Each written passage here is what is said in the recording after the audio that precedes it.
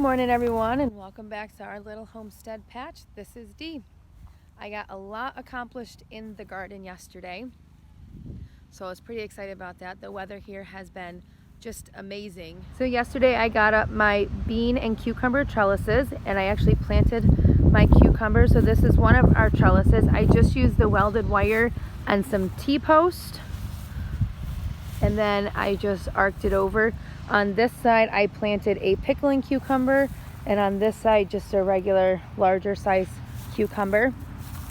And then this one back here is going to be for my noodle beans that I got from Baker Creek. I had to soak the beans overnight, and so that's my plan today, is to get that all taken care of and planted. And so I have my beans that I soaked overnight. This right here is the variety that I got from Baker Creek. It's the Chinese red noodle bean. I also put in my row of bush beans. I put them over here along the outside the fence. Not that they need a fence because it's a bush bean. I also got my tomato stakes up, and I planted my little tomato starts. I have the Super Sweet 100, the Romas, and the Celebrity tomatoes. I do have 2 left that I need to go get more stakes for. So those starts might look a little bigger than the ones you saw in one of my previous videos. That is because, as I told you before, we do run our own business from home, and so I had brought my tomatoes out on Monday to start hardening them off. The expectation that they'd only be out here for a couple hours. Well, then something happened with the business and I had to help a customer, which was supposed to be a 10-minute thing, and it turned into a 2-hour thing. And so by the time I got back and got all that settled, the wind and the weather had overexposed the tomatoes, and I lost about 90% of my seeds. I still do have a few that are upstairs. I have not brought them back out to harden anymore because I was trying to let them recoup a little bit to see. So I had to go buy plant starts at the plant store. So again, this is my first season of doing gardening on this scale, and I am learning so much.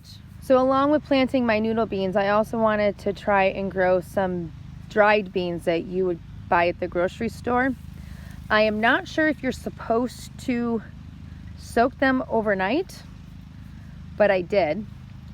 And so I'm just gonna pick a small spot and kind of just plant a few and see what this season brings for them. So I did get the beans in yesterday that I had bought from the store and then soaked them overnight. So I planted them just a small area and just along the fence, just kind of out of the way from everything else. So this area here is where I put my rhubarb. I had bought the bare roots like I had showed you before, and I do have one little plant coming up, but it's a large bed. And so at the other end of the bed, I figured I would put my little ghost pepper plant. I wanted to put him over here away from the other peppers because I just didn't want it to get cross-pollinated and then make my green peppers and my kaleidoscope peppers hot. Not sure if that would really happen, but I figured I'd rather be safe than sorry, and this area wasn't being used for anything else. So there are my cucumber trellises that I showed you yesterday, and along the northern side of that I did plant my purple and my green cabbages. The plants that got hurt in the overexposure earlier in the week were my broccoli and my cauliflower. And so I did direct sow some seeds right here in rows in between my cabbages. And then I do have a second set started down here. I'm not sure how well they will do because it is later in the year and it is a direct sow. But worst comes to worst, they'll go to seed, and then I'll be able to save the seed and I'll be able to feed the leafy greens to my goats and my chickens. Here is that second trellis that I put up for my noodle beans. I did get those in this morning, and so they are planted along the outside. I still do have space down in front of each of them to put something. And this is a third trellis system that we have. I planted my pole beans here. And so what this is again the welded wire and just some post. And I did bring it up off the ground, if you can see, probably about a foot, just to give them that extra length. This is the 4-foot high fence. And so that gives them about 5 foot to be able to trellis up. So once they get that high, then I'll start to train them to go up, which I'm sure they're gonna find it on their own anyways. And then over here along this side of the garden, I did a row of zucchini and the yellow summer squash. And then on the back side of the garden where we had tilled up that new area, I planted the pink banana jumbo squash over in that area. And then I have a row of my sugar pie pumpkins and then cantaloupe and honeydew. Normally I don't plant corn, but my daughter loves corn, and so I'm going to try it again. This will be probably like the 4th year I've tried it. I never really do have good luck with corn. I did try kind of a makeshift square foot gardening type thing. So in each one of those little pods here, there are 4 corn, and then I did a row here.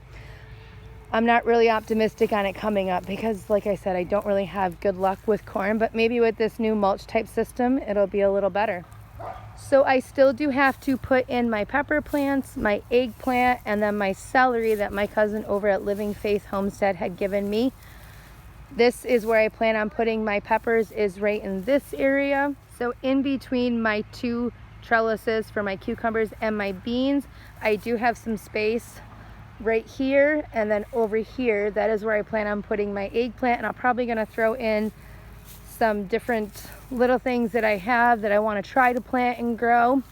And I'm thinking that at the base of these trellises, because they are off the path a little bit, that's where I put my celery. So through here and over on this side, and then on the inside of my cucumbers, just to kind of give them a little more shade when those grow up. And so that's where we're at so far in the garden. There's still a few more things that I need to put in.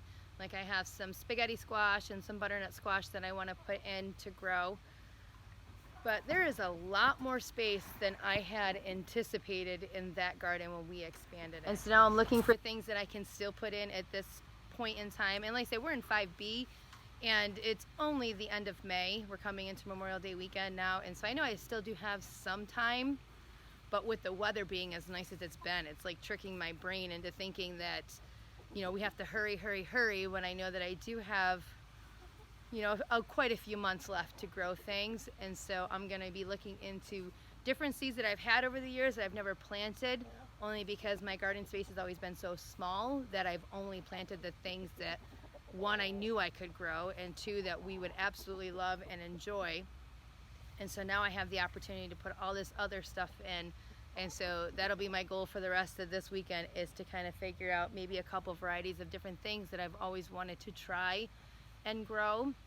My husband did ask me where I planted the wax beans, and I did not.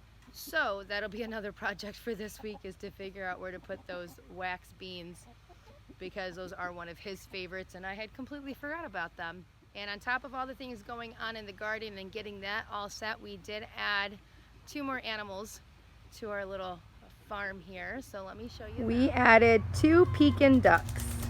They're both females and they're both 2 years old, and so they're well established and laying 1 egg a day each.